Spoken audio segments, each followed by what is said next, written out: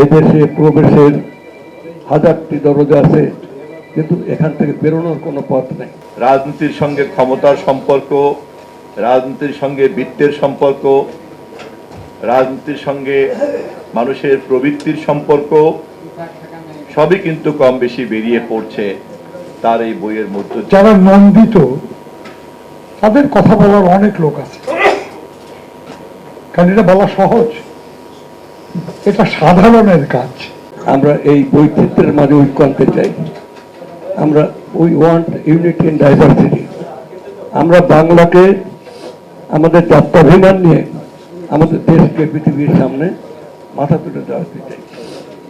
আমরা মনে করি বাংলার ইতিহাসটা হাজার হাজার বছরের পুরনো, হাজার হাজার বছরের পুরনো। কম করে ৫,০০০ তো এখন সেদিনকার কথা, তারও বহু পুরনো। এক সময় সারা পৃথিবীর মানুষ তার ভাগ্য অন্বেষণের জন্য বাংলায় আসত। বাংলার মানুষ কখনো পৃথিবীর কোথাও যায়নি। Breaking news, Angela Could Circle. এখানে ওলন্দাজ এসেছে, এথেন্সরা যে গ্রিকরা এসেছে, এখানে ফরাসিরা এসেছে, এখানে ওই পাঞ্জাবের খানরা এসেছে, বড় বড় খান তারা এসেছে। এখানে আপনার 700 খ্রিস্টাব্দে 650-700 খ্রিস্টাব্দের দিকে হিউয়েন-সাং চীন দেশের সমস্ত জ্ঞান বিজ্ঞান শিক্ষা করার পরে অধিক জ্ঞান অন্বেষণ কোথায় গিয়ে করা যায়, বাংলায় যাও। এখানে ইবনে বতুতা এসেছিলেন, তিনি তার ভ্রমণ বৃত্তান্তে লিখেছেন যে এদেশে প্রবেশের হাজারটি দরজা আছে, কিন্তু এখান থেকে বেরোনোর কোনো পথ নেই। এত ঐতিহ্য, এত বৈচিত্র্য, এত সৌন্দর্য ভরপুর ছিল আমাদের প্রিয় মাতৃভূমি, যেখানে কেউ আসলে এখান থেকে বেরোতে চাইত না। 55 জন ফটকাবাজ ইংরেজ একটা কোম্পানি করলো, নাম দিল ইস্ট ইন্ডিয়া কোম্পানি। কোথায় গিয়ে ব্যবসা করা যায়, বাংলায় যাও। সেই বাংলা নানা ঐতিহাসিক কারণে আমরা নানানভাবে পিছিয়ে থাকা দেশ, কিন্তু আমি বিশ্বাস করি যে আমরা যদি সঠিক নেতৃত্ব প্রতিষ্ঠিত করতে পারি, তাহলে এই বাংলাই হবে সমকালীন পৃথিবীতে অন্তত এশিয়ার শ্রেষ্ঠ একটি দেশে পরিণত হবে। আমরা সেই স্বপ্ন দেখি। আমরা আমাদের যাত্রা বিমান নিয়ে আমরা এগিয়ে যেতে চাই। We are nationally, our duty is to protect our national economy, our duty is to safeguard our national interest. This is all. আমি মারুফ কামাল খানের প্রকাশনা উৎসবে আমি সবাইকে বলতে চাই, আপনারা লিখুন, মারুফ কামাল খান আরও লিখবে, এবং আমরা 3 দিনে বলতে এক একটা বলতেই থাকবে। এটা করি আমরা লাইব্রেরি নিয়েও কাজ করি। আমাদের লাইব্রেরি আছে, আমাদের জাতীয় গ্রন্থকেন্দ্র, জাতীয় এবং গণগ্রন্থাগার আছে। সারা বাংলাদেশে পাবলিক লাইব্রেরি আছে, সারা বাংলাদেশে আমাদের গণগ্রন্থাগার আছে। আমরা আমাদের কি বলে জাতীয় গ্রন্থকেন্দ্রের পরিচালক এখানে এসছে। আমি এই বইটা সারা বাংলাদেশের সমস্ত লাইব্রেরিতে যাওয়া উচিত, পড়া উচিত। আমরা সেই ব্যবস্থা করবো। মারুফ কামাল খানের এই রাজনীতির সদরে অন্দরে বইয়ের পাঠকপ্রিয়তা, কিন্তু লেখার ধরনটা এমন, ইতিহাসের স্বল্প জ্ঞানী যিনি, তিনিও যেমন মাঝে মধ্যে মিচকি হাসবেন, ইতিহাসের সুদূর প্রসারী পাঠক যিনি, তিনিও অনেক লব্ধ হবেন।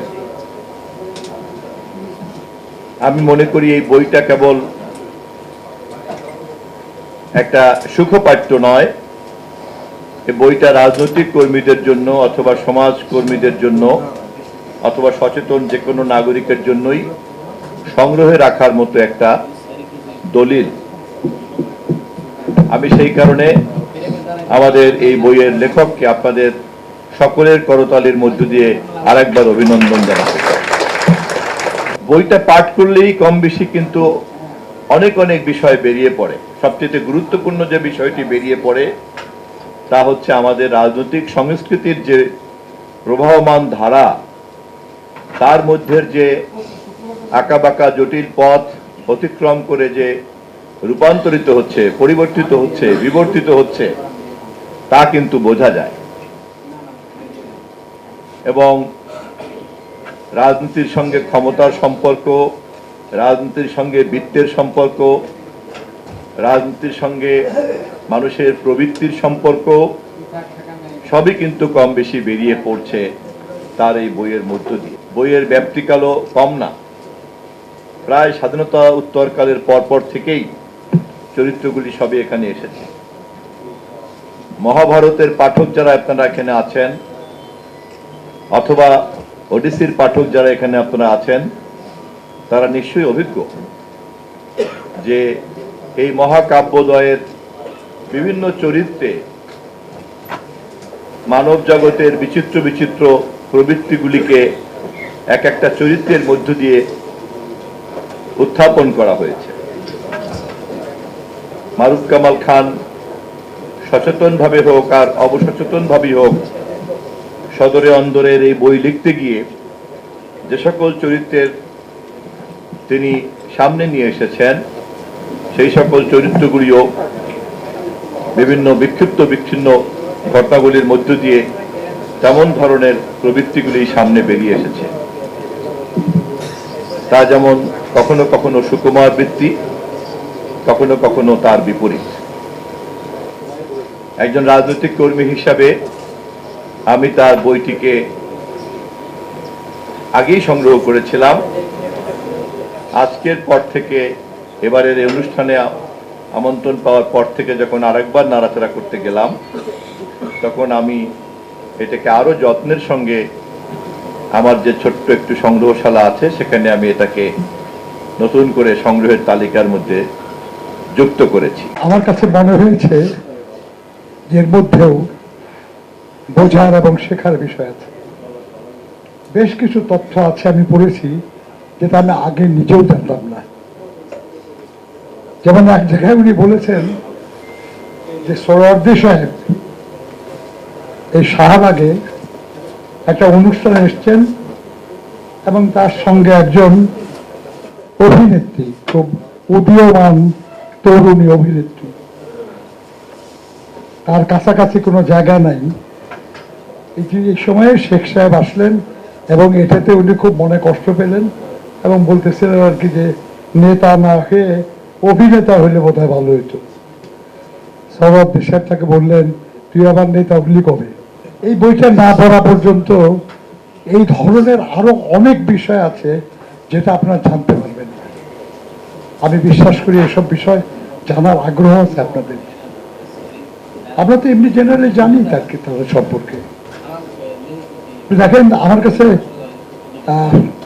আর কিছু বিষয় আছে আমি বলবো, কিন্তু আমার কাছে খুব একটা নতুন বিষয় মনে হয়েছে। এদেশের রাজনীতিতে যারা নন্দিত, তাদের কথা বলার অনেক লোক আছে, কারণ এটা বলা সহজ, এটা সাধারণের কাজ। কিন্তু যারা যে কোনো কারণেই হোক কিছুটা নিন্দিত, তাদের সম্পর্কে কিছু অভিযোগ আছে কিংবা সন্দেহযুক্ত বলে তারা রাজনীতিতে পিছিয়ে পড়েছে, অতীত বলতে পারেন। মারুফ কামাল খানের এই বইটা আপনি পড়লে বুঝবেন যে ওই সব মানুষগুলির জীবনের, রাজনীতির কিছু ভালো দিক তিনি তুলে ধরেছেন এখানে। অর্থাৎ মানে সাধারণ মানুষ উদীয়মান সূর্যের পূজা করে, যারা বিখ্যাত, যারা গ্রহণীয়, যারা জনপ্রিয়, তাদের কথা।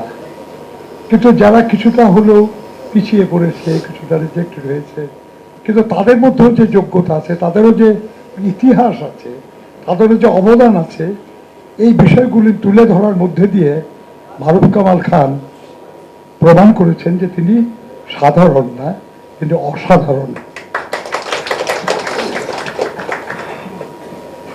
আপনার অনেকগুলি বিষয় আছে এখানে। আমরা বহু রাজনীতিবিদ সম্পর্কে অনেক কথা জানি, অনেক কথা জানি না। ওসমানী সাহেবের দুটা কুকুর ছিল, একটার নাম ছিল ফিল্ড মার্শাল আর একটার নাম ছিল ইন্দিরা। আপনার এর মধ্যেকার যে ব্যঙ্গটা, এটা অনুভব করার একটা চিন্তা থাকা দরকার।